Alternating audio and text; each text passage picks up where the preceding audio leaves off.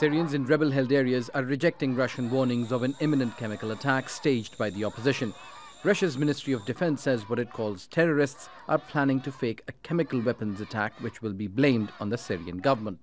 Western governments and Syrians, such as these protesters from the northern town of Kafr Zeta, say Russian claims are meant to sow confusion and to pave the way for yet another chemical weapons massacre.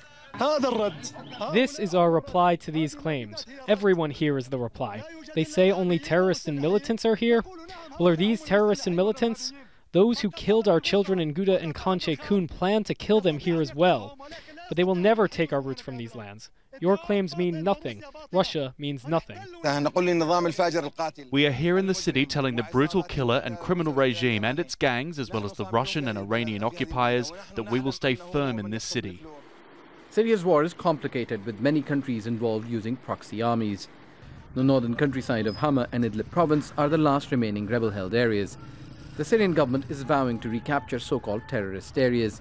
As Syrian troops continue their build-up around Idlib, Russia and Turkey have shown willingness to find a solution which doesn't involve an all-out attack.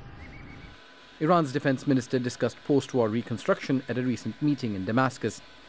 Amit Hatami says the Syrian government invited Iranian elite troops. Hezbollah forces and Shia militias, which are backed by Iran, have been instrumental in recapturing rebel-held parts. The US and its allies want to end Iran's influence in Syria, as an American envoy made clear in territory controlled by US-backed Kurdish fighters. We remain focused on ensuring the withdrawal of Iranian forces and their proxies. From the joint Syrian-Russian command post, the message is clear. Idlib will face the same attacks as all other rebel-held areas in what they call liberation from terrorism.